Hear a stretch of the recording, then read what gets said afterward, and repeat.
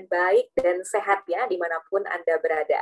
Senang sekali sore hari ini saya Natali Indri berkesempatan untuk menemani atau mendampingi juga rekan-rekan media yang sudah hadir hari ini dalam acara virtual press talk ya bersama dengan Ibu Min R. Uno. Ini acara ini juga dilaksanakan menjelang acara peluncuran buku dan juga syukuran ulang tahun Ibu Min yang ke-80.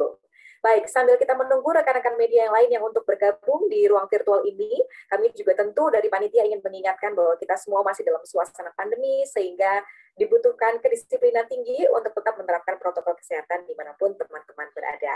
Karena siapa tahu ya, teman-teman yang hadir di sini dari rekan-rekan media, ada yang masih standby di kantor untuk meliput acara ini. Jadi selamat siang juga untuk Anda, selamat bergabung.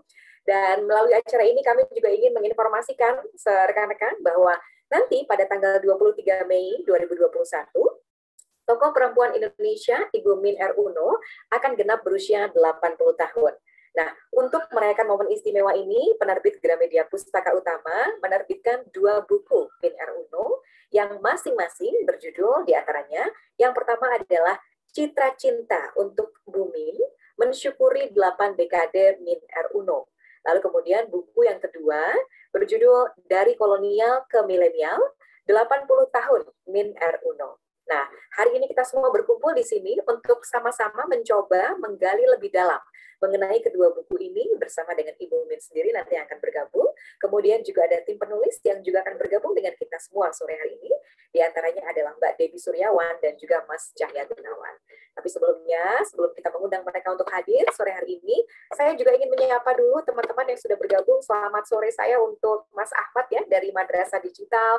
Kemudian tadi saya sudah lihat juga ada Mbak Yuni yang sudah bergabung dari trip.co.id. Selamat sore Mbak Yuni. Terima kasih sudah bergabung bersama dengan kita sore hari ini ya. Kemudian juga saya lihat ada Mbak Endah Hujayanti yang sudah bergabung. Selamat sore Mas Ahmad. Juga selamat sore Mas Ahmad. Terima kasih sudah meluangkan waktu bersama dengan kita hari ini untuk bergabung. Dan juga saya lihat dari Trijaya FM juga sudah bergabung, dari Tattoo Indonesia juga sudah bergabung ya. Terima kasih. Sambil menunggu teman-teman yang lain, saya juga ingin mengajak teman-teman untuk mengenal lebih dekat dengan 2 buku yang akan diterbitkan oleh penerbit Gramedia Pustaka Utama. Yang pertama adalah berjudul Citra Cinta untuk Bumi, mensyukuri 8 dekade Min R. Uno. Jadi buku ini merupakan hadiah istimewa untuk mensyukuri ulang tahun ke-80 Ibu Min R. Uno. Dan di dalam buku ini ada rekan, kemudian juga sahabat, mitra, dan juga keluarga terdekatnya menggali lagi cerita-cerita atau momen-momen kebersamaan setelah mengenal Ibu Min dari perkenalan awal ya sampai dengan hari ini. Menarik sekali. Di antara rekan-rekan dan juga sahabat yang membagikan cerita itu antara lain adalah Ibu Anita Ratnasari Tanjung, kemudian juga ada Pak Irwan Musri, ada Mas Didit Maulana juga, hingga anak-anak dan juga menantu beliau. Semuanya lengkap di sana ya. Lalu kemudian buku yang kedua berjudul Dari Kolonial ke Milenial, 80 tahun Min R. Uno. Buku ini mengisahkan perjalanan hidup Ibu Min selama 80 tahun mengarungi beragam zaman dengan tantangan dan juga persoalan yang berbeda. Mulai dari zaman kolonial dulu, dari zaman kemerdekaan Republik Indonesia, sampai dengan era milenial di saat ini. Dan dalam buku ini juga tergambar latar belakang keluarga Ibu Min yang kental dengan nuansa pendidikan dan juga berperan penting untuk menempanya menjadi perempuan tangguh. Pencapaian hari ini tentu adalah berkat kerja keras ya teman-teman semua. Dan jalan yang dilalui juga tidak selamanya mulus dan lancar. Namun di tengah beragam tantangan itu, Ibu Min yang sejak kecil memang bercita-cita ingin menjadi pendidik, telah berhasil mencapai keberhasilan di berbagai bidang yang dia geluti, termasuk juga menyeimbangkan kehidupannya dengan membina rumah tangga yang utuh, harmonis, dan juga sejahtera.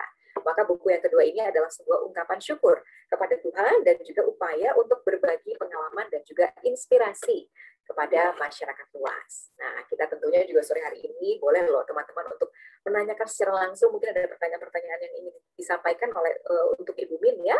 Nanti kita juga akan mengundang beliau untuk bergabung. Dan Ibu Min ini merupakan seorang tokoh perempuan Indonesia yang sudah teman-teman kenal semuanya, yang dikenal di bidang pendidikan dan juga pakar di bidang etika dan etiket. Mulai tahun 1975, beliau mulai aktif mengajar di Martha Tilaar Beauty and Gallery. Dan kemudian juga mengasuh acara Dunia Wanita dan juga Lembaga Konsumen yang ditayangkan di TVRI. Lalu kemudian karirnya kian melambung, teman-teman semua, saat menduduki posisi sebagai Sekjen Ikatan Wanita Pengusaha Indonesia dan juga di Kamar Dagang dan juga Industri Indonesia. Beliau juga menulis beberapa buku Dan berbagai penghargaan juga telah diterima oleh Bu Min Uno dari berbagai pihak ya. Dan mulai dari top eksekutif Indonesia di tahun 92 sampai 93, hingga namanya juga sempat masuk dalam jajaran 99 wanita paling berpengaruh di Indonesia versi Globe Asia edisi Oktober tahun 2007. Kini di usianya yang terus bertambah, kiprah Bumi juga tidak lekang ditelan zaman. Ia kini menjabat sebagai Komisaris Lembaga Pendidikan Duta Bangsa bersama dengan Ibu Anita Khairul Tanjung dan juga memimpin Min Uno Foundation. Kalau gitu nggak lengkap ya kalau kita nggak panggilkan beliau langsung untuk hadir di tengah-tengah kita ya, teman-teman semuanya, bersama dengan tim penulis yang juga akan hadir bersama dengan kita sore ini. Kita sapa dulu beliau untuk bergabung bersama dengan kita. Selamat sore, Assalamualaikum Ibu Min, apa kabar? Masih di mute Ibu. Halo Mbak Natalia. Selamat sore Ibu, apa Keren kabar? banget Mbak Natalia. Warnanya sama dengan saya ya. Saya suka putih loh. Iya, saya juga pakai putih hari ini Bu. Dress code ya Bu ya. Oke, Ibu, apa kabarnya hari ini? Sehat? Harus tetap semangat. Semangat. Semangat. Apalagi kita, aduh, rasanya deg-degan ya. Iya, betul. Mau dikasih buku sama Gramedia. Betul Bu. Beberapa hari lagi juga menjelang usia 80 tahun ya Bu. Tetap sehat loh. Ini menginspirasi sekali Ibu. Terima kasih sudah hadir bersama dengan kami. Jadwalnya hari ini adalah bertemu dengan teman-teman media ya Bu. Kita akan ngobrol-ngobrol dengan mereka semua, termasuk juga ada yang hadir bersama dengan kita juga adalah tim penulis Mbak Dewi Suryawan dan juga Mas Cahya Gunawan yang sudah bergabung. Selamat sore semua. Selamat sore Mas Cahya, Mbak Dewi. Nanti kita akan ngobrol sama-sama ya. Setelah kita ngobrol dengan Ibu Min sebentar. Baik, kalau begitu. Selamat sore, semoga semua dalam keadaan baik juga. Baik, Bu Min, kita sudah terhubung dengan beberapa teman-teman media yang sudah bergabung juga. Mungkin Bu Min juga bisa menceritakan lebih detail lagi tentang buku-buku yang tadi sudah saya sebutkan. Ada 2 buku Ibu. Buku yang pertama, Citra Cinta untuk Bu Min, lalu kemudian buku kedua, tentang perjalanan kisah hidup Ibu Min selama 80 tahun. Bagaimana Ibu mengapresiasi buku ini dan juga orang-orang yang terlibat di dalamnya ya? Silakan. Banyak sekali yang terlibat di dalamnya.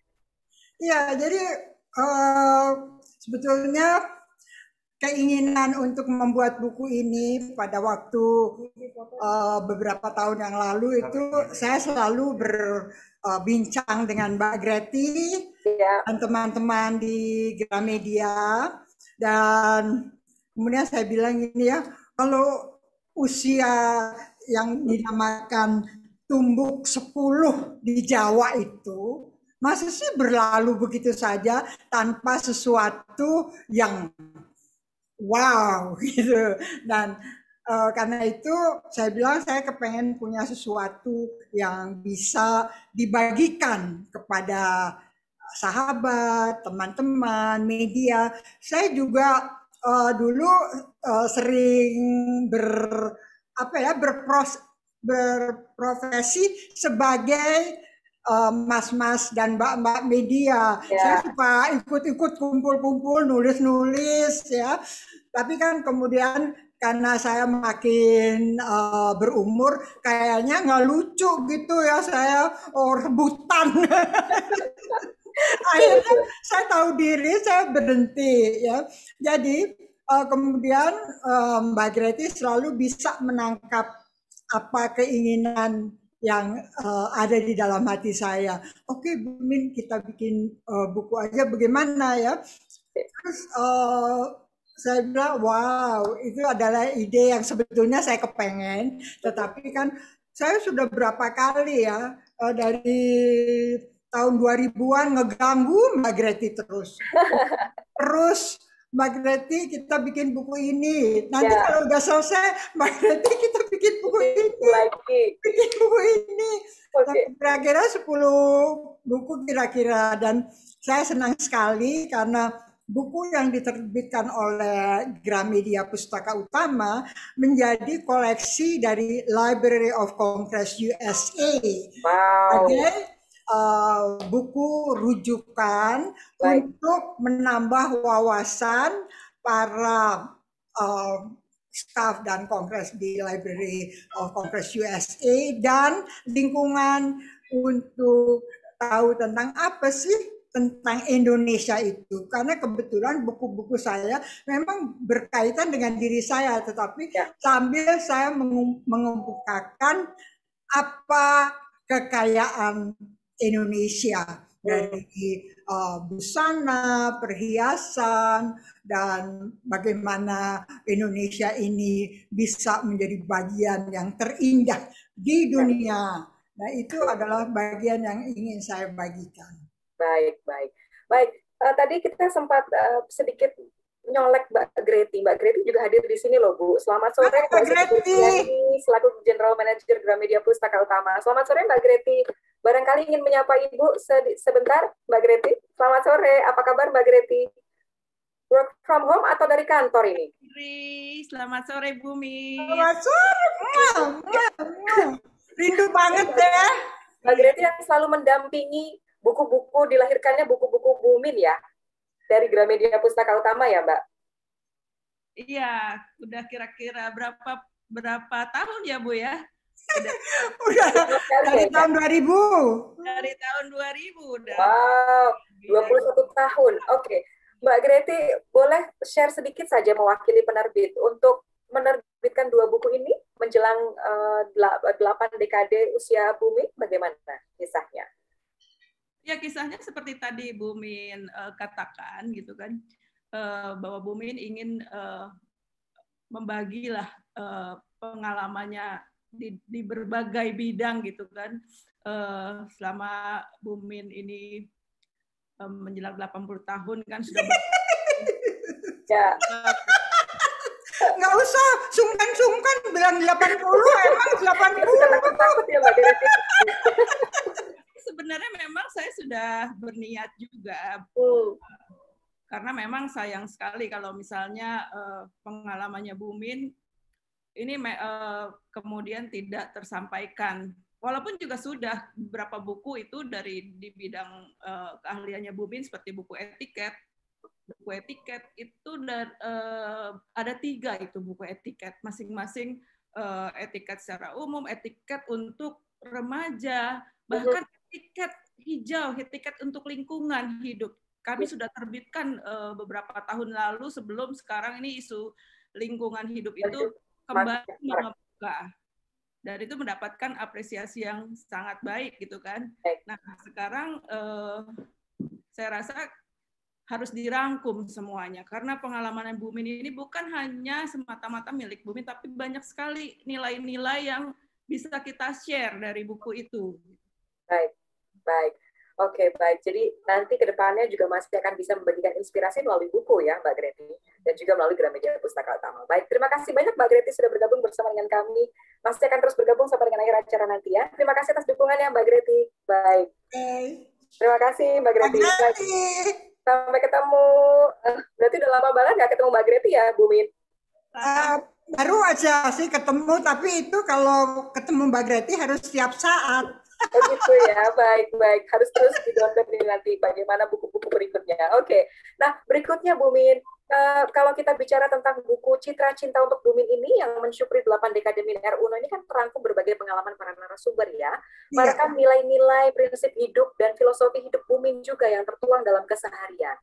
Nah, sebetulnya bagaimana sih kalau kita bisa tanya gitu ya, latar belakang apa yang menjadi mendasari sikap, prinsip, dan juga perilaku Bu Min selama ini dalam melakoni semua peran yang dikerjakan? Silakan Bu Min. Iya, ya. Wow, ini saya ceritanya mesti 5 jam kali ya. Boleh dirangkum sedikit, Bu. Jadi gini, apa yang saya lakukan, apa sepak terjang saya, itu adalah bagian dari kehidupan orang tua saya.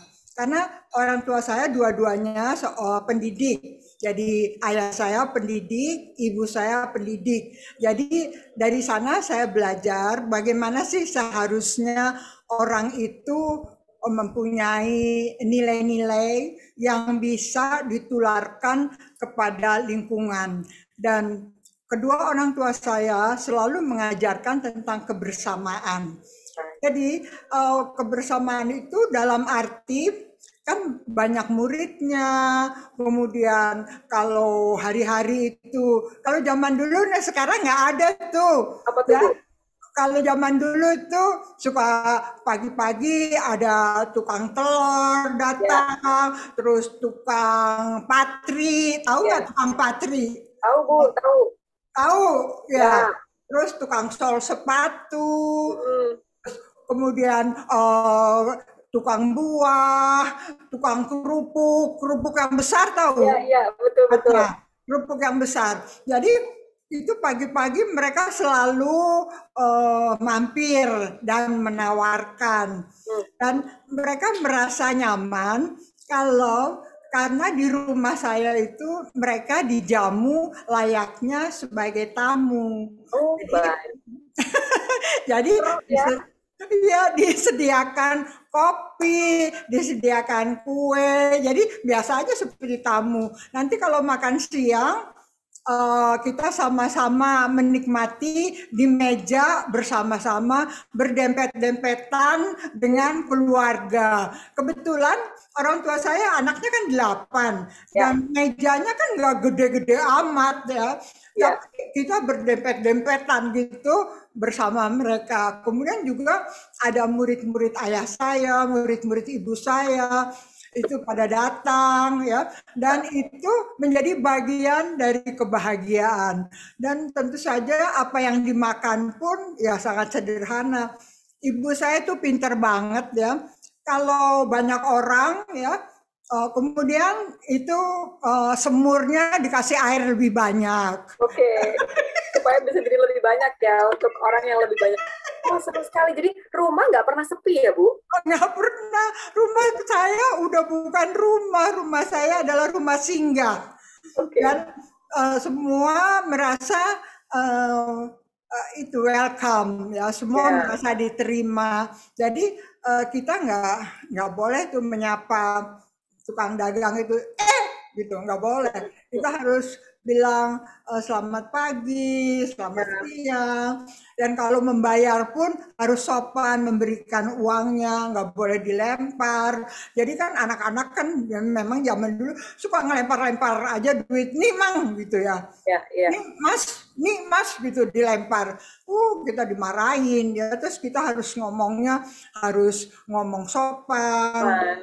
Terus nggak boleh ngomong kotor, dan kalau itu selalu kalau kita berbuat sesuatu yang menyakiti orang lain, kita akan di-strap. Atau nggak di-strap? Iya tahu dia apain strap ya? Kalau gitu Mbak Natalia udah zaman dulu dong ya, kok tahu di-strap? Saya antara kolonial dan milenial nih, Bu. Jadi ada semacam reward dan punishment. Ya, kemudian kan kita itu dibiasakan diberi tanggung jawab. Dan misalnya adik saya Pak Arif Rahman itu ngepel rumah, kalau saya ngelapin meja, kakak saya bersihin dapur, kakak saya lagi bersihin tempat tidur. Jadi semua punya tanggung jawab. Dan kalau tanggung jawab itu tidak dikerjakan dengan baik, itu kita harus mengulang untuk membersihkan kembali. Iya. Itu adalah bagian dari tanggung jawab seseorang. Jadi kita dari kecil itu sudah ditanamkan bahwa kita itu kerja itu harus kalau sekarang zaman sekarang rapi jali lah. Gitu. Ya, beres gitu ya Bu, diberesin dari awal sampai akhir, itu adalah tanggung jawab kita yang diajarkan. Iya. Kalau misalnya gini, tempat tidur itu harus ditarik sampai kenceng. Gitu. Oke. Ya. Terus toilet itu harus bersih. Ya meskipun toiletnya nggak bagus ya, toilet itu harus bersih. Sekarang kan Mas Sandi suka bersihin toilet kan, Mas Sandi Uno. Itu, waduh. Baik. Jadi poin-poinnya adalah kebersamaan, kemudian kesederhanaan, kemudian saling menghormati, bersikap sopan terhadap orang lain ya, Bu. Gitu ya kira-kira ya Bu ya. Nilai-nilai hidup yang juga dilaksanakan terus dari kecil sampai dengan sekarang. Baik, kita juga ingin sekali mengundang Mas Cahya dan juga Mbak Debbie untuk bergabung dengan kita sore hari ini. Selamat sore Mas Cahya dan Mbak Debbie. Selamat sore Mbak Indri. Selamat sore, Mas Cahya, Mbak Debbie. Hai. Baik, kita bicara. Kayaknya udah mandi ya. Alhamdulillah Bu. Ya Bu, sudah siap-siap. Biasanya nggak seger, ini seger banget karena Kan ada Ibu Min. mau ketemu Mbak Natalia jadi seger ya, Mbak Debbie. Baik. Cantiknya.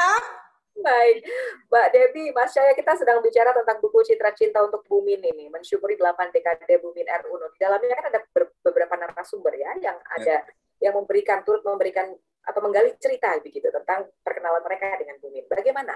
Selaku tim penulis, adakah tantangan atau mungkin kesulitan begitu ya yang dihadapi dalam menggali ceritanya, kemudian menuliskannya kembali? Silakan. Terima kasih Mbak Indri.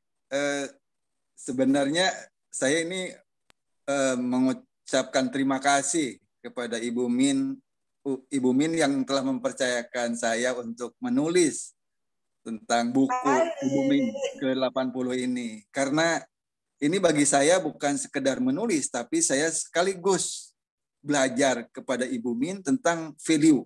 Itu yang nilai-nilai itu yang lebih mahal, yang saya kira tidak bisa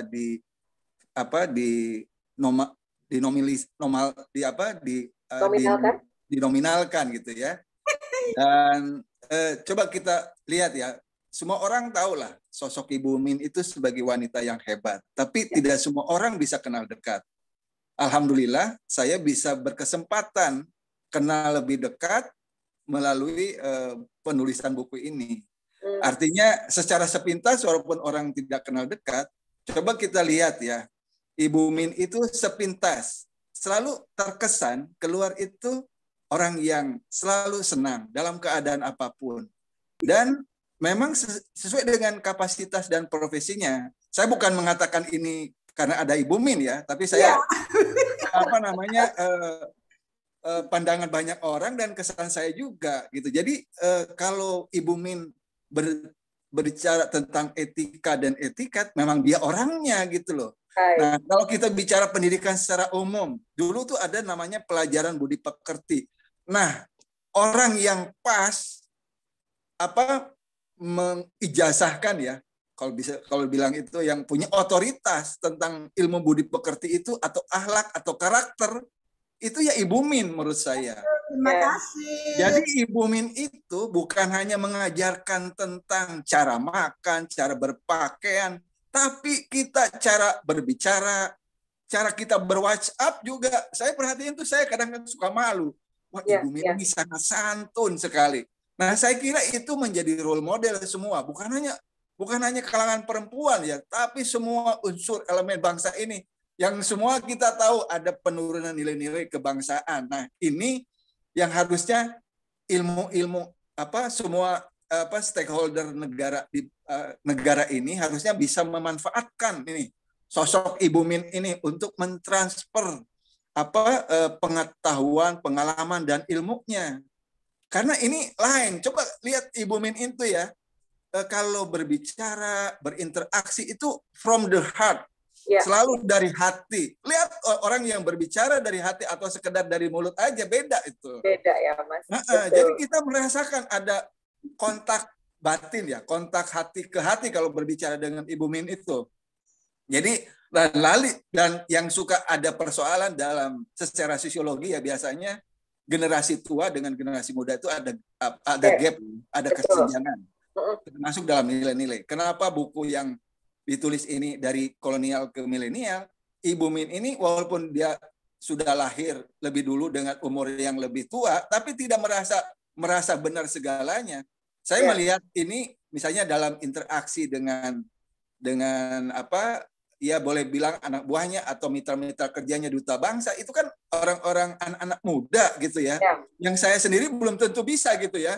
Kita kan harus sabar. Nah, Ibu Min sudah masuk ke pergaulan dan interaksi dan bekerja dengan mereka, dengan orang-orang milenial gitu. Dengan orang-orang yang mungkin value-nya lain gitu. Nah, saya kira pendidikan itu di situ. Bagaimana Bu Min misalnya menanamkan nilai-nilai kepada generasi milenial. Nilai-nilai hidup yang patut untuk dipelajari, termasuk betul, tulisan ya Pak Mas Cahya. Saya setuju Iya. sekali. Baik, Mbak Debbie mungkin ingin mengungkapkan sesuatu terlebih dulu. Silakan.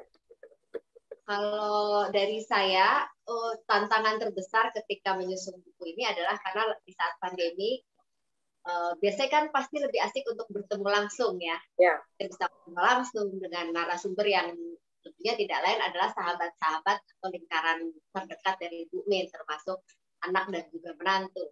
Tapi karena dengan kondisi pandemi ini kita bertemu hanya lewat Zoom, hanya lewat, bahkan ada beberapa karena beliau tidak ada di tempat dan susah sekali untuk berinteraksi langsung lewat Zoom, lewat email. Tapi dari semua cerita dari 15 narasumber yang 17 ya, 13 tambah 17 narasumber yang kami wawancara, termasuk Mas Sandi, Mas Indra, dan juga para mantu Ibu, ada benang merah yang memang kami tangkap, dan benang merah itu persis sama dengan apa yang tadi Ibu ceritakan di awal, apa yang menjadi dasar, apa yang kenapa Ibu bisa menjadi seperti ini, itu persis sekali. Jadi benang merahnya adalah Bu Min adalah sosok yang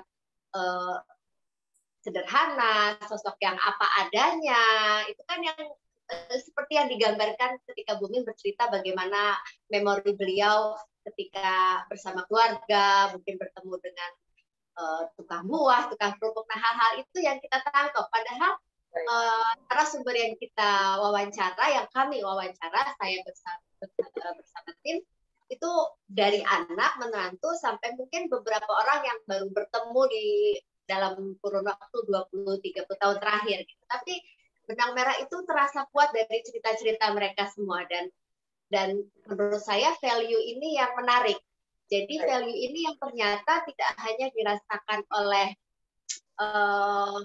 orang-orang terdekat, tapi juga saya sebagai penulis pun jadi merasakan, oh memang ya inilah Bu Min yang dikenal oleh mereka maupun oleh saya pribadi, oleh orang yang mungkin baru bertemu Bu Min 2 atau 3 kali. Karena hal itu juga yang dirasakan oleh tim kami juga ketika kita bicara, oh Bu Min tuh tanpa harus bertemu langsung dan mengenal langsung, dari 17 narasumber ini kita bisa menangkap seperti apa Ibu Min, dan value ini yang sebenarnya ingin diceritakan, ingin di-share oleh para narasumber sebagai pesan bahwa Ibu Min ini bisa dikatakan sebagai aset negara, karena beliau ini sosok yang luar biasa dari ilmunya, dari berbagai hal ya.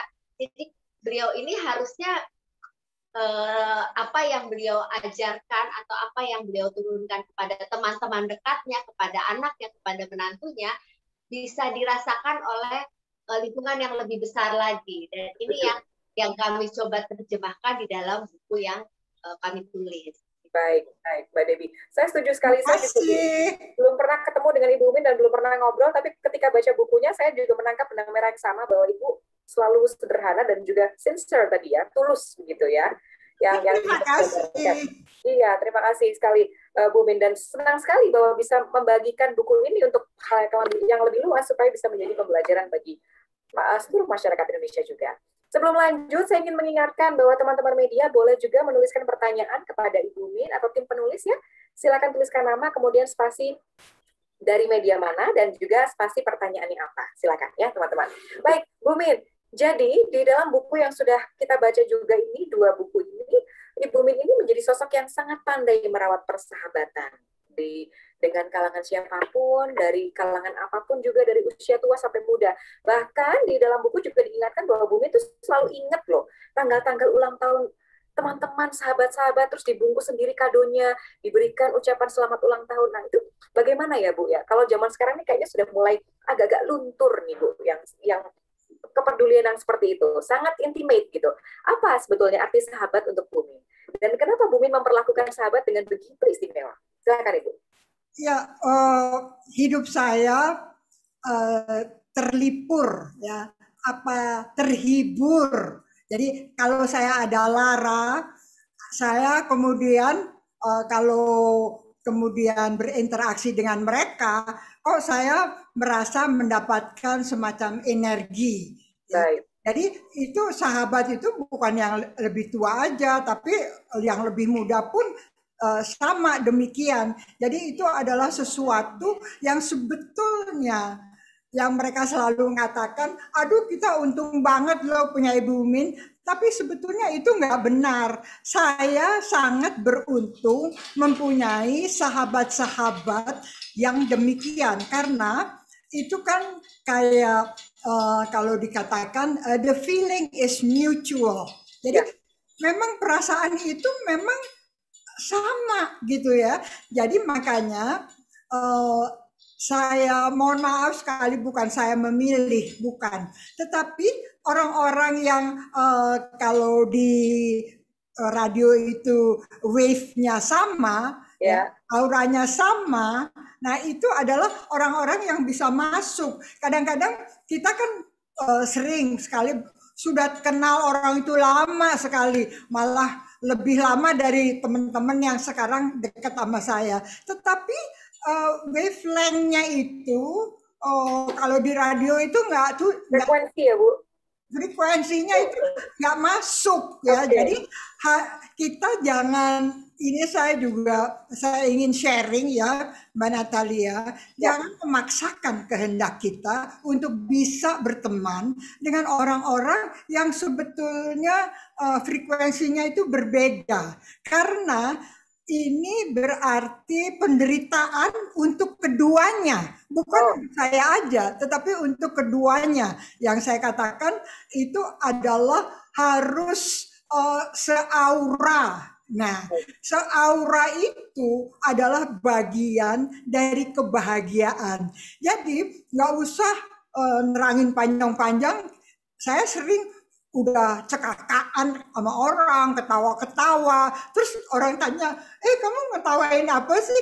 Hanya kita berdua yang mengerti. Karena apa? Karena auranya sama. Jadi kan ada banyak sekali teman-teman saya kepengen dikenal sama itu orang ya. Tapi sambutannya itu dingin orang tersebut. Nah itu kita bisa jabarkan sebagai karena kita mempunyai frekuensi yang berbeda. Dan ini kalau dipaksa-paksa terus akan menjadi duri di dalam hati kita dan duri di dalam diri mereka juga. Mereka akan merasa ini orang kok nggak tahu diri ya. Dan itu akan tidak nyaman buat kita. Jadi itu yang saya katakan, persahabatan itu harus frekuensinya sama ya. Dan begini, mereka selalu bilang gini, aduh kamu kok inget terus sama saya ya. Saya kan ngirimin apa aja, bukan sesuatu yang hebat. Kadang-kadang cuma kirimin kalau pergi ke daerah oleh-oleh dan semuanya. Itu saya cuma memberikan semacam atensi ya. Saya berbagi. Nah, kemudian kalau mereka nggak berbagi, bukan berarti mereka nggak perhatian kepada saya, bukan. Jadi ada orang begini, kok kita ngasih terus, kok dia nggak ngasih ya. Nah, itu berarti ada keinginan memaksakan kehendak diri kita untuk dia juga memberikan hal yang sama. Nah, ini akan mencederai persahabatan tersebut. Baik. Bu Min, ada ungkapan seperti ini, semakin bertambah usia kita, circle pertemanan kita akan semakin mengecil. Bagaimana pendapat Ibu? Kalau yang dirasakan selama ini, emang betul seperti itu dan tidak apa-apa, atau bagaimana Ibu? Nggak tahu ya, saya makin banyak. Banyak ya. Jadi ya itu, pertemanan itu adalah sesuatu yang saya katakan harus dipelihara. Seperti juga tanaman, itu kita harus mencurahkan kasih sayang kita dan harus ada yang dinamakan maintenance.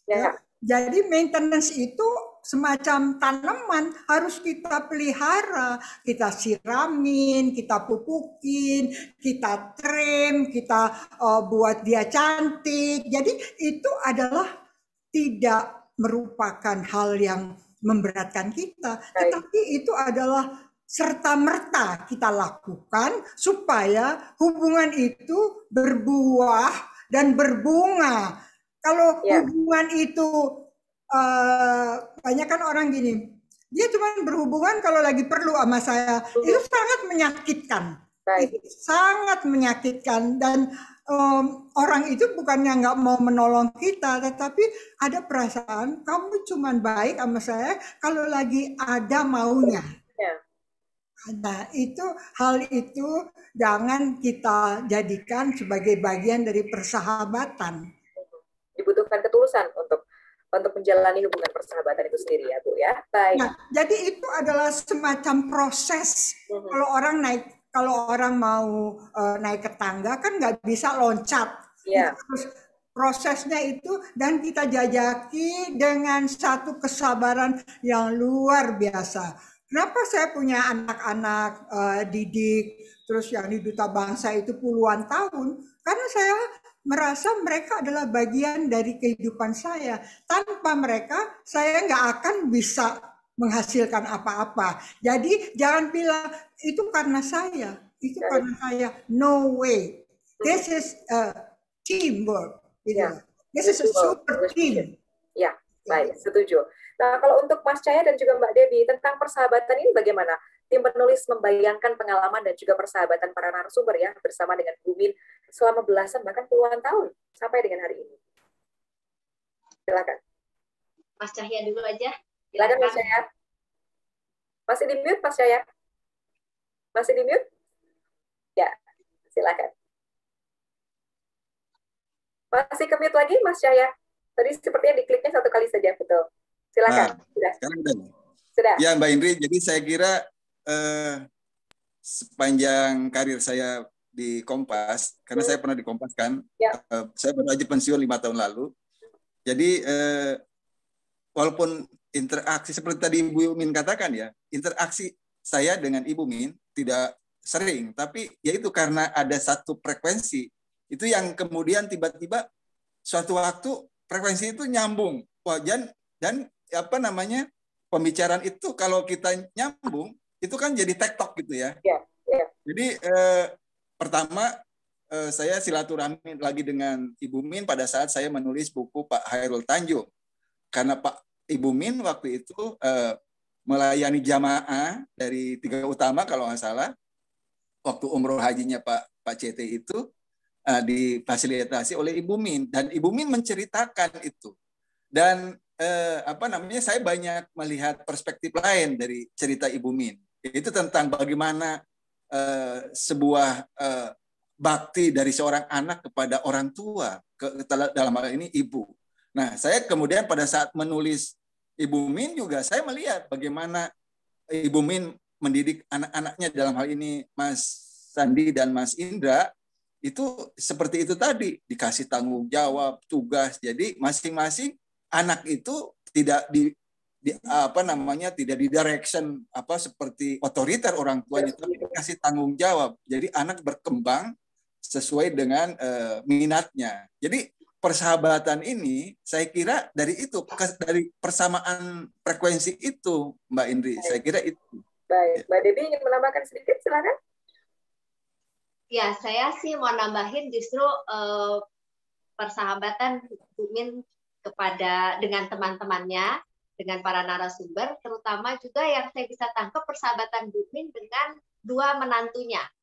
Bu Min ini punya anak, dua-duanya laki-laki.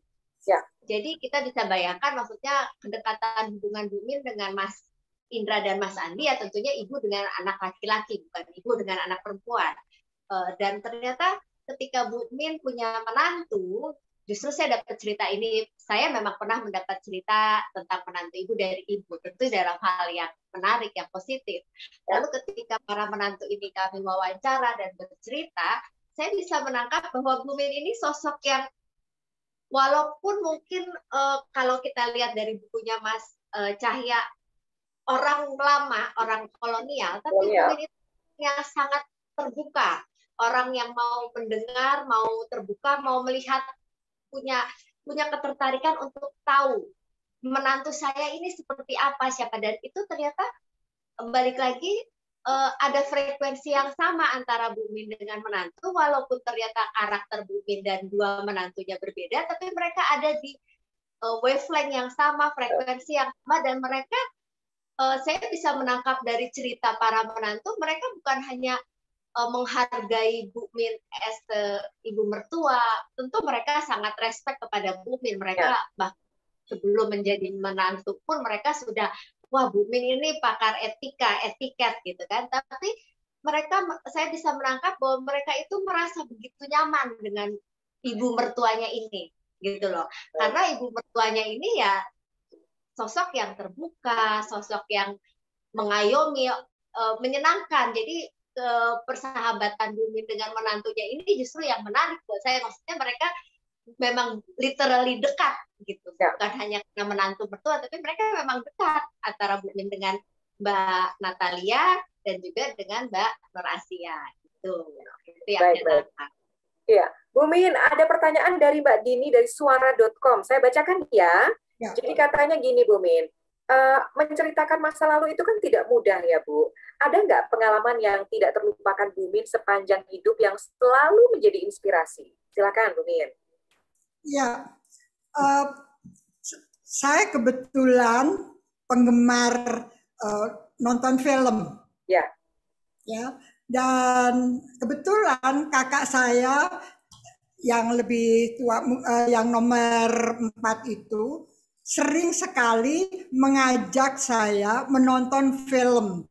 Itu waktu di Malang. Bayangkan saya masih 4 tahun. Ya, saya sudah ikut-ikut nonton film sama kakak saya. Dan kemudian yang paling lucu adalah karena itu adalah jam harus kita tidur, itu kakak saya dengan kepandaiannya, Min, kue naik aja jendela kamarmu, ya. Jadi saya itu diterima, saya loncat, dia di bawah. Ditangkap ya, di bawah. Ditangkap ya. Padahal itu kan rumah zaman dulu kan ininya jendelanya kan banyak.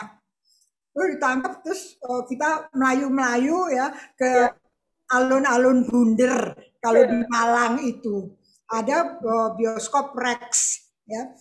Dan saya punya satu kebiasaan, kalau takut saya suka kepengen ke kamar kecil. Kakak saya bilang, ini lagi action begini, pokoknya film perang itu ada.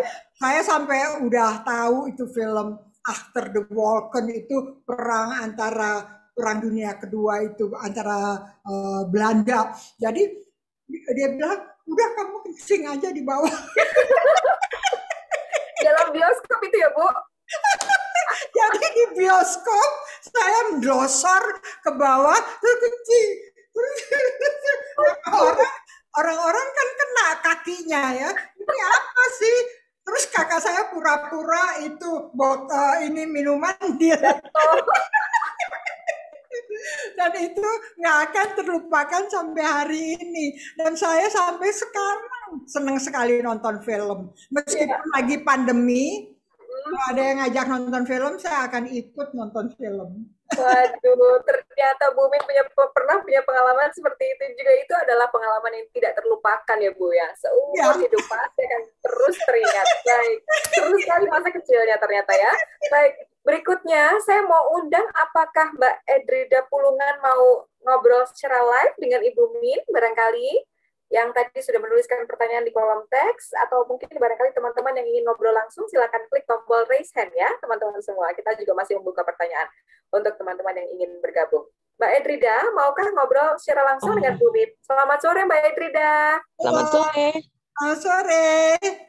Senang sekali bisa. Mau tanya sama Bu Min, monggo. Boleh. Makasih ya Mbak Natali atas kesempatannya. Silakan. Sebelumnya saya mengucapkan selamat ulang tahun buat Bu Minono dan juga selamat atas bukunya. Jadi kami yang muda-muda ini jadi merasa bagaimana ya, tertular sedikit semangat Ibu. Iya betul. Karena Dulu saya ingat Ibu pertama kali saya bertemu dengan kami waktu public lecture di S2 Paramadina, Bu, diplomasi. Wow. Jadi saya lihat, wah Ibu ini energik sekali ya. Istilahnya kami yang mahasiswa kan gaya-gayanya cuek-cuek banget ya. Tapi Ibu bisa menularkan semangat itu. Bagaimana diplomasi kita ini juga punya banyak sisi-sisi yang harus dibenahi, harus ada etikanya juga gitu. Iya. Pertanyaan saya sih sederhana, Bu.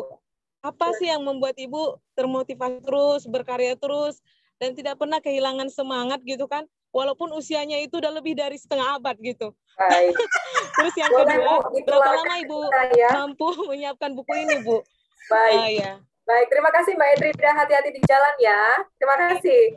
Ya. Silakan Bu Min. Boleh berbagi energi ini, sumbernya dari mana nih Bu? Nggak pernah aktif. Silakan. Terima kasih. Sebetulnya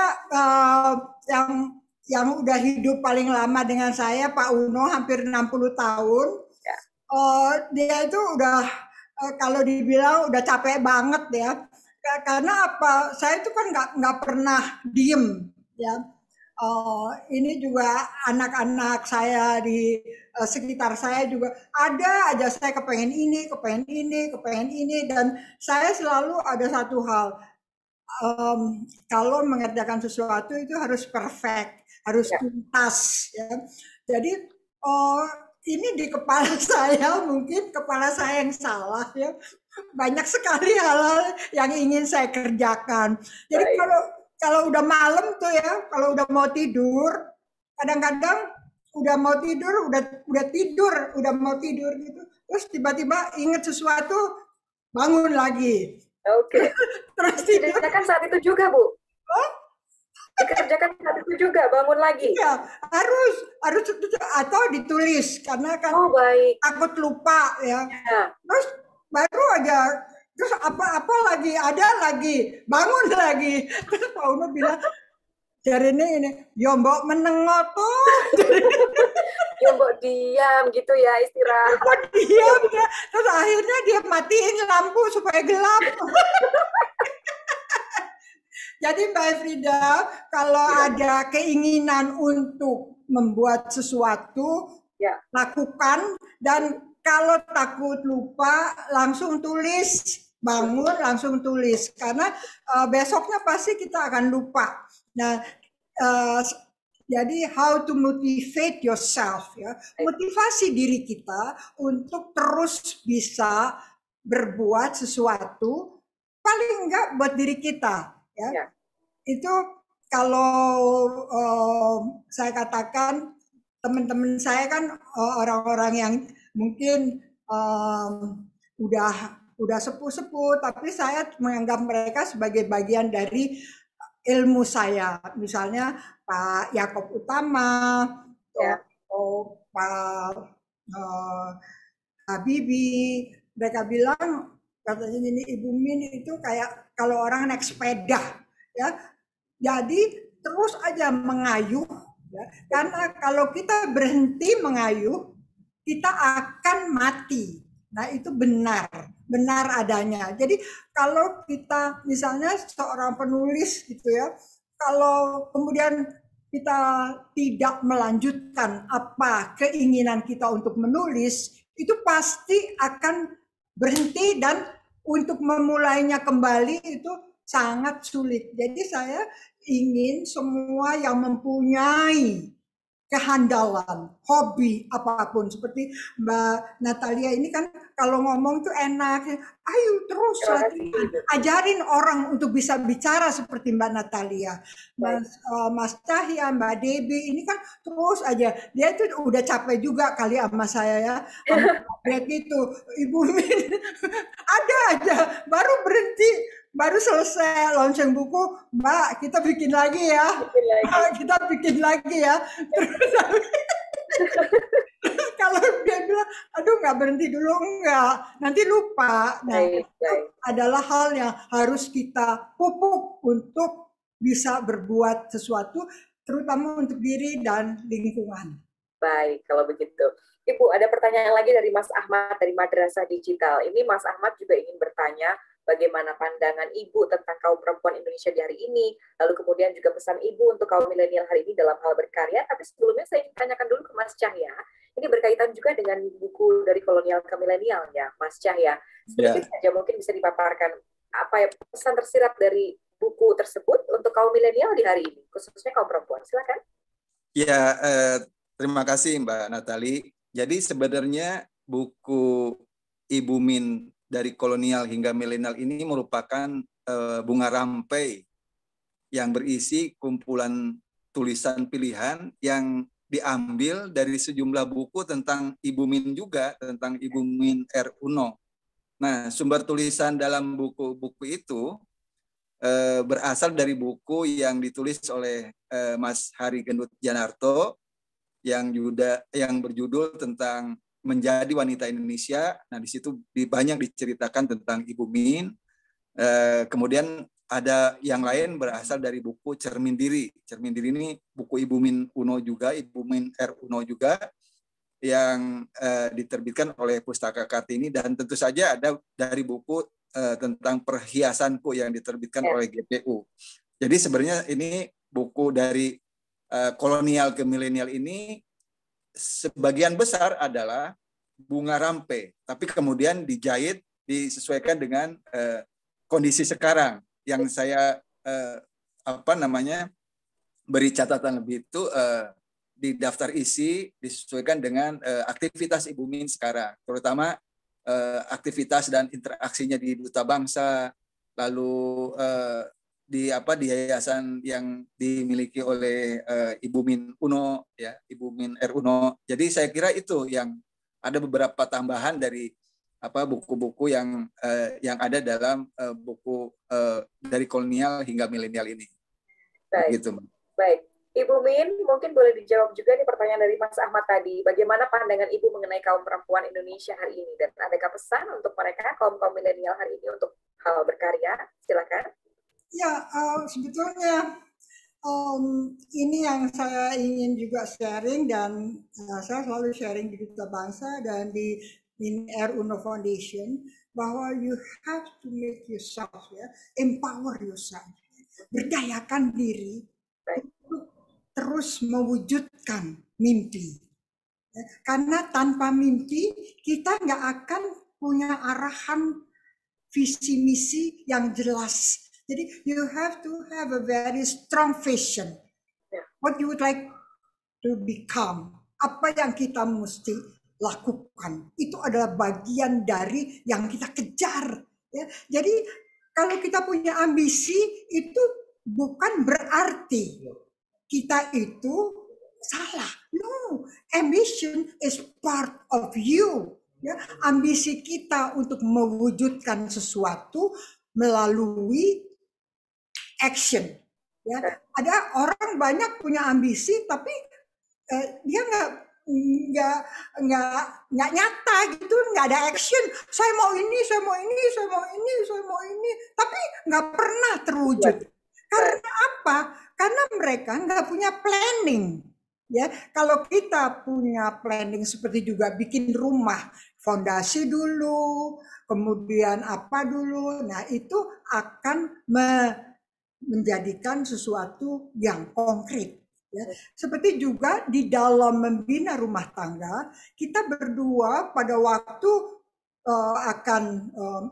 akan say yes, oke dah, aku mau dengan kamu. Kamu mau nggak dengan saya? Saya nggak bisa masak, nggak apa-apa. Jadi ada garis besar haluan berkeluarga yang menjadi pegangan kita. Dan garis besar haluan berkeluarga itu adalah titian muhibah kita menuju ke goal yang kita inginkan. Apapun yang terjadi, kita nggak boleh keluar dari rumah. Apapun yang terjadi, kita tidak boleh mengeluarkan kata-kata yang tidak baik. Nah, itu adalah bagian yang kita harus empower. Dan itu harus kita bangkitkan. Ya. Karena itu saya dulu juga dari sekolah di Muhammadiyah, kemudian saya pernah mengenyam juga sedikit pendidikan di sekolah di UPI, kemudian sekolah modern di Gontor, ya. Jadi saya melihat ya bahwa kita sebagai seseorang itu harus mau dan punya rencana yang jelas dan nyata.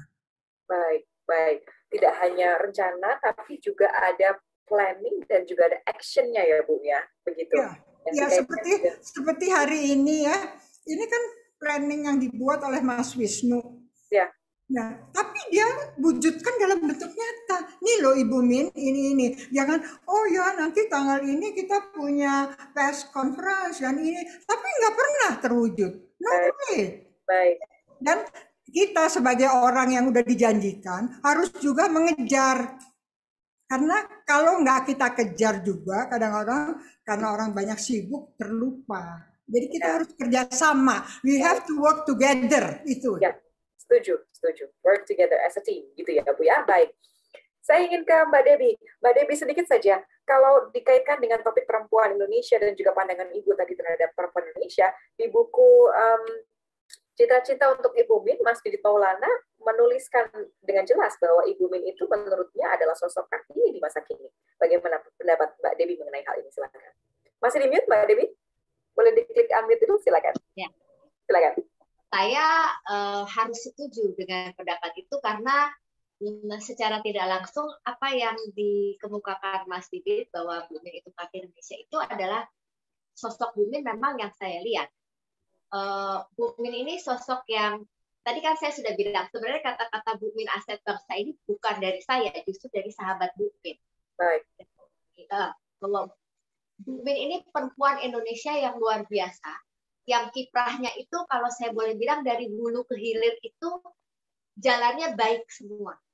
Artinya sebagai perempuan Indonesia, Bu Min meninggalkan rumah menghasilkan anak-anak yang kita tahu bagaimana kualitasnya, gitu kan. Bu Min mendirikan sekolah duta bangsa, membuat yayasan KIN Uno Foundation. Kita sendiri melihat bukti nyata dari yayasan, dari foundation itu.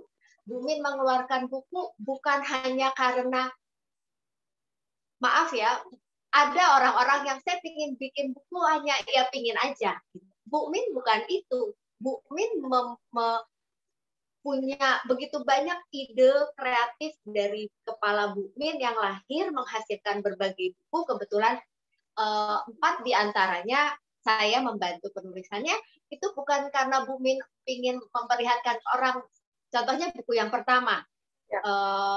Cantik, bugar, seusia Bu Min. Bukan hanya itu, ada value yang bisa kita lihat sebagai generasi muda, bahwa kalau kita tidak belajar dari sekarang, kita nggak akan bisa seperti perempuan berusia 80 tahun seperti Bu Min, gitu kan. Kalau Ibu Kartini itu tidak membuat surat, mengirimkan kepada sahabatnya, lalu dibukukan oleh sahabat-sahabatnya, lalu adalah itu namanya buku Habis Gelap Terbitlah Terang. Kita tidak tahu seperti apa isi seorang perempuan bernama Kartini. Nah, Bu Min itu seperti itu. Kalau dia tidak mengeluarkan ide kreatifnya sebagai perempuan yang apa yang dia lakukan sesuai dengan apa yang dia katakan, semuanya serasi, kita nggak akan punya value yang bisa kita bukukan dan kita pelajari dari satu generasi ke generasi selanjutnya. Artinya akan stuck. Tapi karena Bu Min punya ide itu, ingin berbagi, ya itulah Bu Min. Sehingga lahirlah buku-buku beliau. Termasuk buku kebayaku, buku perhiasanku. Itu bukan buku untuk memperlihatkan bahwa, wah kebaya Bu Min banyak, wah Bu Min mengkoleksi perhiasan. Itu beyond dari apa yang beliau lakukan sebagai wujud cintanya Bu Min kepada Indonesia. Dan dia nggak mau berhenti hanya sampai di titik saya mau koleksi kebaya. Mungkin ada orang yang koleksi kebayanya lebih dari Bu Min. Tapi Bu Min pingin. Mbak Debbie, kepencet mute sepertinya. Baik. Kepencet mute Mbak Debbie. Halo, Mbak Debbie? Terpencet mute. Iya, oke. Kepencet mute tadi. Ya. Oke. Masih mute? Sudah nggak mute kan? Ya, sudah. Baik. Kalau gitu, ya, itu ya. Iya. Berikutnya, jadi beliau adalah Kartini Indonesia. Modern. masa kini. Setuju. Baik. Berikutnya, adakah yang ingin langsung ngobrol bersama dengan Ibu Min sore hari ini? Saya ingin membuka kesempatan buat teman-teman yang lain. Halo? Oke. Atau mungkin Mbak Hida dari vintagestory.com ingin bertanya langsung atau ingin menyapa Ibu Min? Halo Mbak Hida. Selamat sore. Selamat sore Mbak Hida. Pertanyaannya bisa langsung disampaikan kepada Ibu Min. Selamat sore. Assalamualaikum. Masih ke-mute ya Mbak Ida? Boleh di-unmute dulu? Sudah saya bantu? Ya. Halo? Sudah saya bantu untuk unmute Mbak Ida? Tinggal diklik saja audionya. Apakah bisa? Baik, saya sambil bacakan pertanyaan dari Mbak Hida ya, Ibu Min. Tadi Mbak Hida menuliskan, selamat ulang tahun ke-80 Ibu, semangat Ibu itu sungguh menginspirasi sekali katanya. Penasaran juga apa sih kiat dan tips Ibu supaya tetap semangat berbagi dan menulis terus. Silakan Ibu. Ibu Min juga masih ke-mute, boleh dibantu untuk ini? Ya, sudah. Silakan Ibu. Ya, saya ingin mensitir ya, ini di buku Spirit ya Mbak Debbie ya, saya leluasa menjadi min uno karena itulah saya ya. Kemudian saya juga ini yang saya kenal, min uno yang saya kenal maupun yang dikenal oleh orang lain. Jadi sebetulnya saya ingin membuat orang lain itu mengerti bahwa this is me, this is me, and if you like to follow me, great, ya. Tapi inilah saya. Jadi saya bukan mengada-ngada kata Mbak Debbie tadi, oh, banyak kebayanya, tapi just kebaya tergantung. Tapi saya kalau melihat sesuatu, saya ingin apa ya yang orang lain itu bisa melihat itu sebagai bagian dari yang bisa dia kembangkan dan untuk berbagi inspirasi dengan lingkungan. That's me. Jadi itu adalah bagian dari kehidupan saya dan itu nggak bisa dibuat-buat Mbak Natalia. This is come from the inside of yourself. That's why kalau saya selalu bilang orang itu harus ini sincere itu penting banget karena dari sincerity itu kita bisa iya ya kita bisa apa gitu. Jadi kalau kita nggak sincere kita memaksakan diri. Misalnya waktu dari permulaan kawin saya bilang sama Pak Uno, mohon maaf saya nggak bisa masak dan saya nggak suka masak. Kenapa? Karena kalau orang masak udah 1 jam, udah gitu makannya cuma 5 menit. Kok enak banget ya. Enak banget, gue sampai belum capeknya, belum kelar. Dia udah habis makanan. Baik. Ya, makanya itu, kecuali masak buat anak-anak saya itu, saya masak sendiri waktu mereka kecil, karena saya kepengen bersih. Meskipun kata anak saya, kok nggak enak ya makanannya. Ma, ini katanya gini, Mas Unta, Mama Sandi selalu bilang gini, Ma, ini norit atau ayam goreng? Ya, agak norit dan ayam goreng. Kan itu. Hitam katanya, oh baik. Tapi sampai sekarang masih sering masakin anak-anak atau pernah beberapa kali dalam kesempatan gitu nggak, Bu? Ya, kalau saya harus bisa. Ya, sekarang tadi saya pagi-pagi, siang-siang dimasakin oleh anak-anak saya dari Duta Bangsa. Terus ini saya dibantu dengan Mbak Asri, Mbak Kenny, terus Mas Ardi. Jadi saya itu selalu dikerubutin sama orang-orang yang ini kasihan ya ibu ini gaptek. Saya itu diajarin untuk iPhone aja dari cucu saya yang 10 tahun. Jadi tapi mau terus belajar loh, itu adalah semangat yang harus kita terus kembangkan gitu ya Mbak Devi. Pasti Mbak Devi sudah setuju bahwa sampai usia berapapun kita masih akan terus bisa belajar kalau kita mau ya. Berikutnya, Bu, dari Mbak Aisyah dari Tribun News ingin bertanya dan juga mengucapkan selamat ulang tahun kepada Ibu Min. Terima kasih. Beliau bertanya, pernah nggak sih Ibu mengalami kesukaran saat berproses? Dan bagaimana itu menghadapi kesukaran tersebut dan bangkit kembali? Silakan Ibu. Ya, Mbak Aisyah, bukan pernah, sering. Makanya kemudian sering karena gini ya, dulu saya masih muda, jadi banyak sekali sering tawaran-tawaran, Ibu ikut dong bisnis pesawat terbang. Terus saya kan karena anak saya itu suka pesawat terbang, saya bilang oke deh saya ikut bisnis pesawat terbang, yaitu jual-jual pesawat bekas dari Auri, kemudian dijual ke Amerika, kemana-kemana ya. Ternyata kan memang naluri saya itu bukan naluri pengusaha. Kalau naluri pengusaha itu biarin aja orang lain rugi, tapi saya enggak. Saya ternyata enggak begitu. Saya kalau orang lain rugi, saya merasa wow, saya berdosa. Nah, akhirnya akhirnya saya kembali lagi ke jalur pendidikan. Saya pernah ditawarin untuk jadi anggota DPR, jadi apa aja semuanya. Saya bilang tidak, Bu, banyak loh duitnya, Ibu nggak usah capek-capek, katanya. Nggak usah belajar, nggak usah ngajar sampai berdiri, sampai keluar urat. Dia bilang, ternyata saya bukan di situ jalur saya dan saya sadar. Nah, jadi kita itu sudah diberikan sama Allah Subhanahu wa taala memang kehandalan-kehandalan yang kita harus kembangkan dan kuasai. Baik. Terima kasih. Mbak Aisyah. Ya, Mbak Aisyah sudah terjawab ya.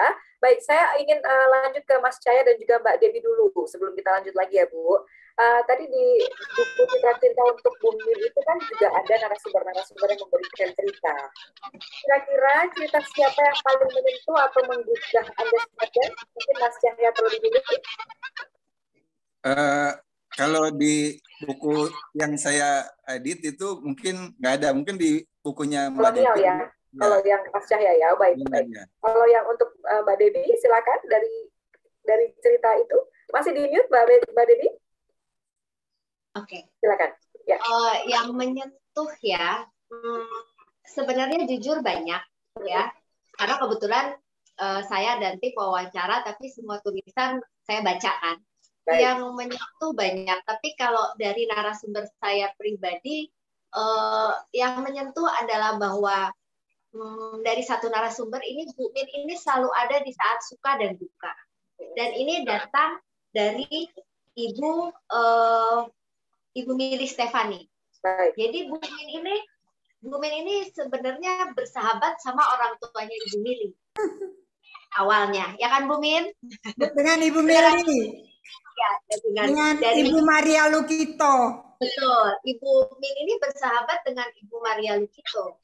Tapi sekarang turun bersahabat dengan anaknya Ibu Maria Lukito, Ibu Mili. Dan ini yang menyentuh buat saya adalah ketika Bu Mili bercerita bahwa Bu Min itu ada di saat suka dan duka, dan literally nyata memang benar ada. Jadi ketika Ibu Maria wafat, Bu Mili ini cerita ke saya, kebetulan waktu itu kami wawancara via Zoom, bahwa orang pertama yang ada di pemakaman ketika rombongan Ibu Mili dan jenazah Bu Maria datang adalah Ibu Min Uno. Jadi jadi saya bisa membayangkan, dan kebetulan juga saya juga punya cerita pribadi.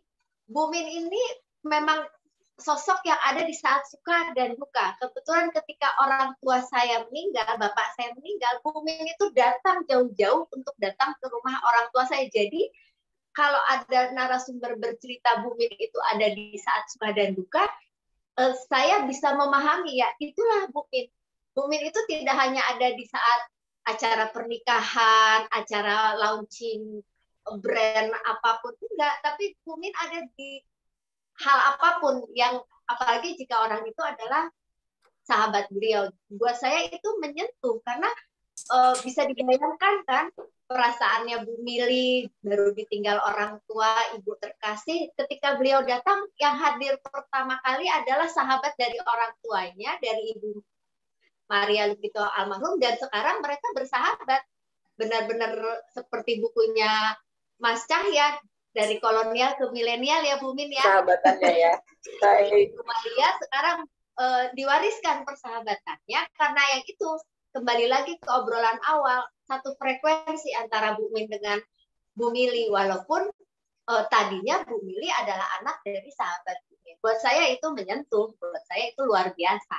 Baik. Tidak mudah loh. Ya, betul. Antar generasi begitu ya, Mbak Desi. Oke. Berikutnya ada pertanyaan dari Mbak Endah dari Vimela.com, Ibu. Selamat ulang tahun sebelumnya. Dan ini bertanya, hal-hal apa saja yang membuat Ibu Min senantiasa bahagia hingga saat ini? Apa saja? Silakan. Mbak Endah, saya sekarang bahagia banget bertemu dengan semua yang di hadapan saya, bertemu dengan Mbak Endah, meskipun secara visual kita nggak ketemu ya Mbak Endah. Jadi kebahagiaan itu bukan dalam arti yang yang muluk-muluk. Kebahagiaan itu harus dinikmati setiap saat. Baik. Dan itu adalah rasa syukur kepada Pencipta kita, Allah Subhanahu wa Ta'ala, bahwa kita diberikan kebahagiaan. Menyaksikan Mbak Natalia tersenyum, Mbak Debbie tersenyum, Pak Cahya mukanya agak ya begitulah, apa adanya gitu ya. Itu bahagia buat saya.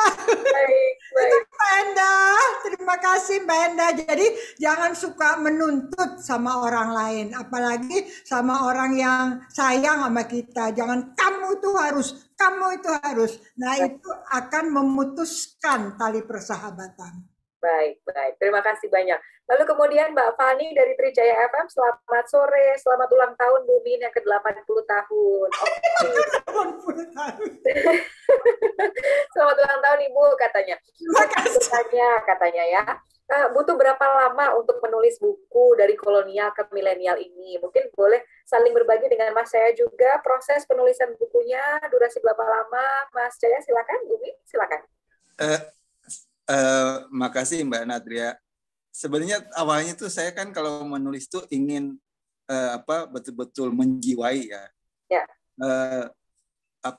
Betul-betul ingin mulai dari awal. Tapi kata Ibu Min, dari buku-buku saya aja udah nanti ketahuan. Ternyata betul.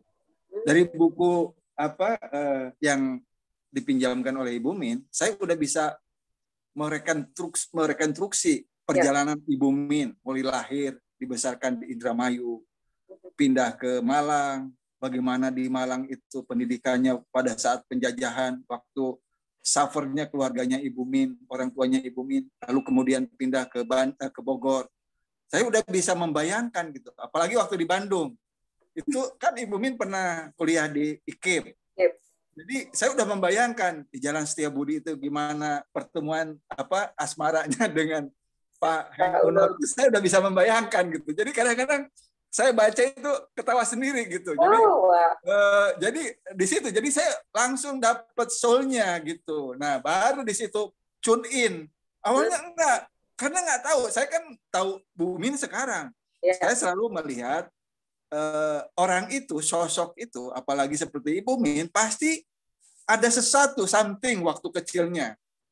Dan ternyata betul.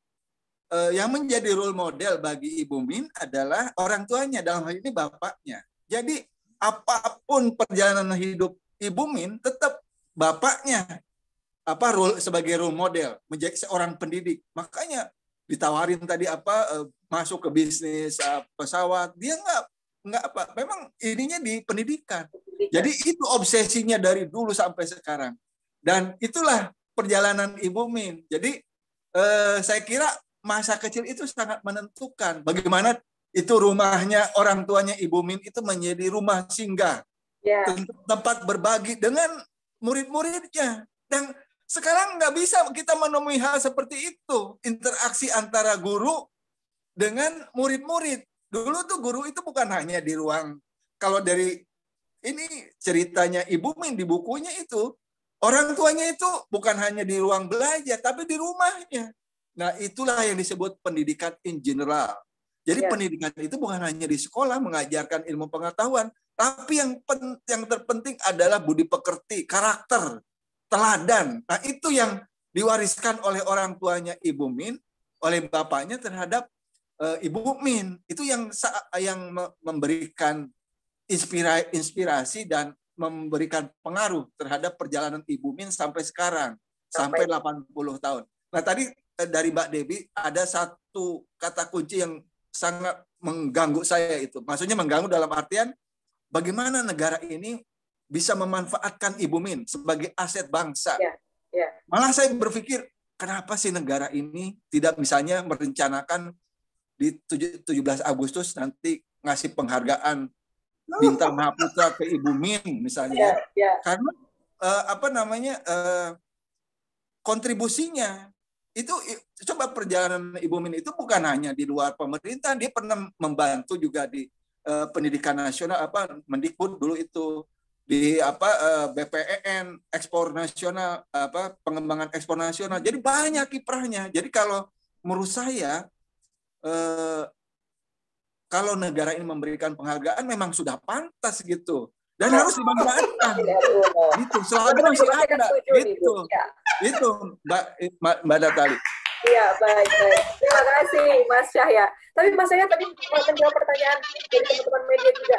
Berapa lama proses penyusunannya untuk buku ini? Ya, kurang lebih setahun ya, kurang lebih setahun. Jadi tadinya dari antara aduh saya bisa apa enggak gitu. Akhirnya menjelang di tengah-tengah itu, asik juga karena dapat ceritanya, cerita dari buku itu. Ya, Mas? Saya dapat soulnya, iya gitu. Oke, baik. 1 tahun kira-kira penyusunannya. Baik. Untuk berikutnya saya akan lanjutkan ke Bu Min dari Mas Fatoni dari cintapekalongan.com nih Bu. Tadi berkaitan dengan etika kemudian budi pekerti disampaikan oleh Mas Cahya. Bagaimana sih pandangan Ibu mengenai etika dan juga etiket anak muda zaman sekarang, Ibu? Bagaimana juga pendapat Ibu mengenai upaya mendidik generasi sekarang dengan nilai-nilai yang sejak dulu perlu dimiliki anak ya, tapi sekarang itu kok sulit dikontrol dan tidak mudah diserap begitu. Silakan. Ya, Mas Antoni ya, sebetulnya pendidikan itu kan dari rumah ya. Nah, saya melihat orang tua sekarang, bapak ibu ya, itu sibuk mencari dana, sibuk mencari uang, sibuk mencari ya kalau saya mau bilang kebahagiaan sendiri. Ya bahagia kalau di luar bertemu dengan teman-temannya. Padahal sebetulnya you have to find your happiness at home. Ya. Home itu bukan house. Home itu harus dirawat. Ya. Kalau home itu ya istilahnya itu harus dibelai, harus di senyuman, harus kasih sayang. Nah, itu adalah bagian dari rumah atau atmosfer kehidupan yang sangat didambakan oleh anak sekarang. Karena apa? Ya mohon maaf sekali ya, bukannya saya anti ya, tapi orang tua itu sekarang kepengennya itu banyak duitnya. Ya, banyak duitnya. Yang satu kerja, yang satu terus. Jadi saya selalu bilang harus ada orang yang di rumah untuk mengawasi jalannya perkembangan pendidikan anak, ya, sehingga anak itu mengerti ini boleh, ini nggak boleh, ini yang harus saya capai, ini yang harus saya kerjakan. Jadi rasa tanggung jawab, kedisiplinan, moral, ya, agamanya harus ditekankan dan semuanya ini adalah yang diajarkan di rumah. Di sekolah itu cuma berapa jam? Di sekolah itu kan hanya beberapa jam. Kemudian anak itu pulang ke rumah. Nah, kalau anak itu pulang ke rumah, harus ada salah satu di rumah. Soalnya kalau anak itu pulang ke rumah selalu tanyanya gini, Bi, papa ada nggak? Oh nggak ada. Mama ada nggak? Nggak ada. Anak itu keluar lagi. Kemudian dia bermain di jalan. Nah ini yang hal-hal yang perlu difikirkan. Ya, tolong fikirkan. Kalau nggak mau ngurus anak, jangan punya anak. Nah itu, ya. Kalau mau punya anak, diurus sendiri, ya. Jangan diserahkan sama orang lain. Karena orang lain meskipun itu kakeknya, neneknya, bapak, kakaknya atau adiknya, itu bukan anak mereka. Itu adalah kayak orang nitipin barang. Nah itu kesalahan yang didapat, yang saya lihat. Makanya kalau saya bertemu dengan anak-anak milenial sekarang, saya selalu tanya, kamu cita-citanya apa? Saya kepengen punya mobil yang bagus, Porsche ini. Nah begitu. Nah itu bukan cita-cita, itu adalah benda. Dan ini juga ya, mobil adalah satu alat untuk membawa kita dari satu tempat ke tempat lain. Mobil itu bukan sesuatu yang harus wow, this is my car. Enggak begitu. Ya. Mobil itu adalah alat. Nah, itu yang saya ingin titipkan kepada ibu-ibu sekarang. Salah satu harus ada di rumah. Itu. Baik. Untuk mengurus anak-anak atau mendidik anak-anak sendiri di rumah ya. Di antaranya. Baik. Pertanyaan terakhir dari rekan-rekan media dari Mbak Yuni dari dream.co.id. Selamat sore Ibu. Baik. Ini bagaimana caranya Ibu senantiasa tetap produktif sebagai seorang ibu dan wanita hingga usia saat ini? Ada nggak tips untuk generasi muda nih Bu untuk berdamai dengan kesalahan masa lalu supaya senantiasa hidup dalam pikiran yang positif? Wah, ini sangat sesuai dengan kondisi saat ini, Ibu. Ada banyak sekali timbunan-timbunan negativitas yang muncul di mana-mana begitu ya. Silakan, Bu Nir. Iya, saya kira kita pernah menulis ya Mbak Debbie ya, yaitu maafkan atas hal-hal yang tidak menyenangkan. We have to forgive them. Ya, jadi jangan kemudian ditimbun. Ya, jadi kalau ada sesuatu yang nggak enak, kita langsung selesaikan dengan baik-baik. Dan kalau orang ini ya, kalau sudah berkeluarga, selesaikan di 4 dinding, jangan dibocor keluar. Karena kalau udah bocor, itu suka nyebrang lagi ke tetangga. Nanti nyebrang lagi ke tetangga satu lagi, padahal kita di rumah udah baik-baikan, tetangga masih bilang ini gila itu ya, nah kan begitu. Jadi kita harus forgive people ya. Saya banyak punya orang-orang yang suka menyakiti saya, ya. Tapi kemudian tadinya saya, kenapa ya, dia sahabat saya kok begitu. Ya. Tapi kemudian saya bertafakur mengatakan saya harus memaafkan dia. Mungkin dia tidak mengerti. Jadi kita harus maafkan supaya kita tetap di dalam positif, be positif. Kemarin saya di IG membuat dengan Mas Ardi tulisan be positif. Ya, selalu positif ya, kita sebagai seorang leader pun demikian. Jangan suka nyalahin anak buah, wong dia yang salah ya. Anak buah itu nggak pernah salah ya. Anak buah itu melihat dan mengacu kepada pimpinannya.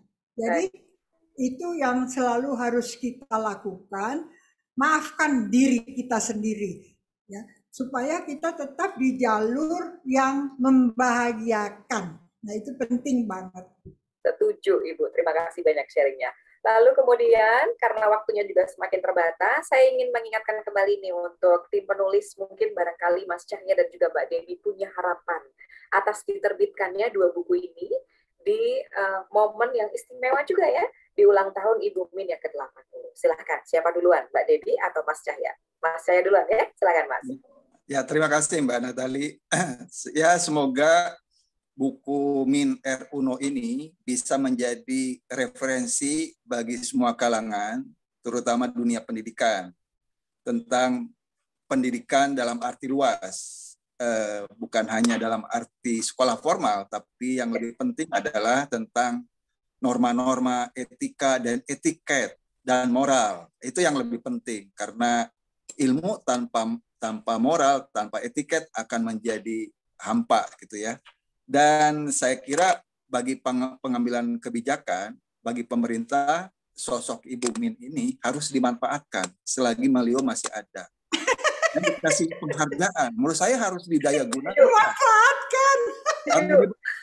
Jadi sayang pengalaman, ilmu, pengetahuan yang dia miliki kalau tidak dimanfaatkan sayang. Dia itu sepakat dengan narasumbernya Mbak Debbie, Pak Didi kalau nggak salah ya, beliau itu adalah aset bangsa.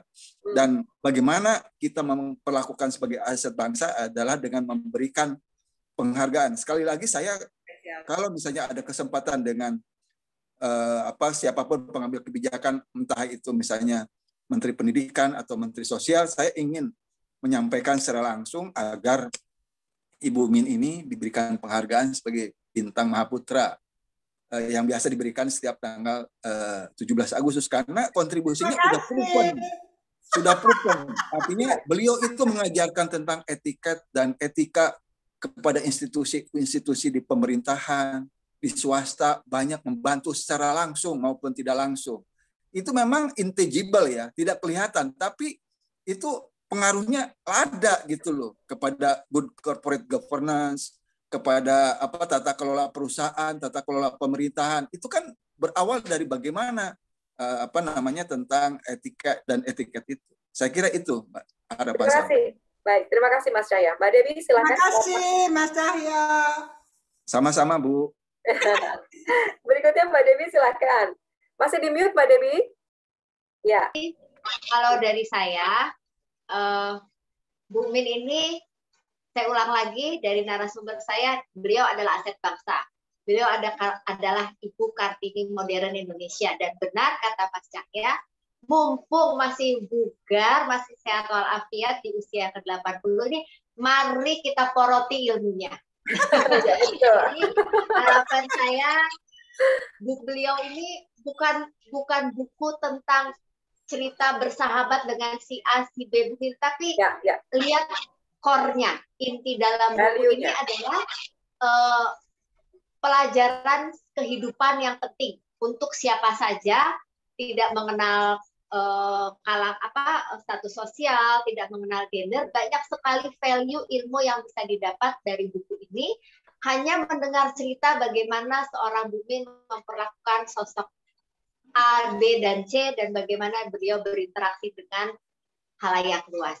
Saya sih berharap bukunya cetak ulang sampai berpuluh-puluh kali ya Bu Min ya, insya Allah ya. Amin. Jadi bisa dipelajari, bisa dibaca oleh masyarakat yang lebih luas lagi di Indonesia. Setuju. Iya. Dari Ibu Min sendiri bagaimana Bu? Adakah mungkin harapan, kemudian juga ada pesan mungkin untuk generasi milenial saat ini, atau bahkan untuk generasi yang lebih muda lagi? Silahkan, Ibu. Iya, saya ingin generasi milenial itu never ever give up. Jangan pernah menyerah. Ya, fight untuk mendapatkan mimpinya, ya, supaya mereka menjadi bagian dari generasi yang tak ternilai. Ya, jadi jangan kemudian hanyut di dalam hal-hal yang tidak bermanfaat. Generasi milenial jangan kecewa terhadap apa yang di sekitar kita terjadi. Tidak, kita harus berusaha apa yang kita bisa sumbangkan supaya kekecewaan kita bisa bisa diperbaiki. Jangan menyalahkan pemerintah, jangan menyalahkan tetangga, jangan menyalahkan siapapun. Do whatever you can do for the nation, untuk merah putih. Oke? Terima kasih banyak Mbak Natalia. Terima kasih. Terima kasih Mbak Devi. Terima kasih Mas Arya dan juga Mbak Devi atas Sama-sama. kehadirannya. Saya setuju sekali dengan kedua tim penulis dan juga Ibu Min bahwa di dalam dua buku ini, saya pribadi sebagai orang awam yang membacanya, tidak hanya melihat buku ini sebagai cerita persahabatan antara Ibu Min dengan yang lain, tetapi juga bisa mengambil value kehidupan, bahwa yang penting juga adalah melaksanakan segala sesuatu atau menjalankan hidup dengan penuh kesederhanaan, lalu kemudian juga jangan pernah menyerah, itu yang juga penting untuk digarisbawahi, dan juga ketulusan tadi yang sering digarisbawahi oleh para penulis di sini, sehingga kemudian kita bisa memberikan kebahagiaan tidak hanya untuk diri sendiri tapi juga untuk orang lain. Baik, Mbak Natalia hebat sekali, keren. Ibu, kita boleh foto bareng ya dengan teman-teman di sini. Boleh teman-teman yang hadir menyalakan videonya untuk kita menyimpan dokumentasi ini sebagai kenang-kenangan di ulang tahun ke-80 Ibu Min loh, ya kan? Silakan. Sambil saya tunggu teman-teman yang ingin bergabung, sambil saya umumkan juga bahwa keberadaan atau ketersediaan buku ini di toko buku sudah mulai tersedia 2 Juni untuk buku Citra Cinta untuk Bu Min, ya, mensyukuri 8 dekade Ibu Min R. Uno. Lalu kemudian untuk buku dari kolonial ke milenial, 80 tahun Ibu Min R. Uno akan menyusul, terbit, dan diinformasikan kemudian. Baik, teman-teman, sudah siap untuk berfoto ya? Kita serahkan coba ke tim panitia GPU, Mas Wisnu atau Mbak Puji, silakan. Oke, Mbak Indri, ini hanya satu yang di screenshot. Teman-teman yang masih mau nyalakan kamera, dipersilakan. Oke, kita sebentar. Ini ada beberapa yang menyalakan kamera. Sebentar, oke. Kita sudah semua. Kita siap-siap. 1, 2, 3. Oke, Mbak Indri. Baik, terima kasih banyak Ibu Min, kemudian Mbak Desi. Terima kasih banyak. Mbak Greti, Mbak Natalia, dan semuanya. Thank you. Terima kasih banyak. Saya ingin mengumumkan yang terakhir kepada teman-teman media ya, bahwa yang ingin hadir atau hendak meliput acara peluncuran buku dan juga syukuran di hari Minggu, nanti harap menghubungi Mas Wisnu selaku Public Relation dari GPU untuk pendataan. Baik, teman-teman sekalian, terima kasih atas partisipasinya sudah bergabung sore hari ini. Ibu Min, sekali lagi terima kasih, tetap sehat selalu dan selamat ulang tahun ya Bu. Terima kasih. Kemudian terima kasih Mbak Devi dan juga teman-teman media hadir sekalian. Terima kasih banyak. Saya Natalia Indri pamit undur diri. Terima kasih dan selamat sore. Assalamualaikum warahmatullahi wabarakatuh. Waalaikumsalam warahmatullahi wabarakatuh. Terima kasih Mas Wisnu, Mbak Greti, Mbak Natalia. Terima kasih Bu. Mbak Devi dan teman-teman media. Bye. Dulu saya juga jadi media loh. Terima kasih Ibu, sehat selalu ya.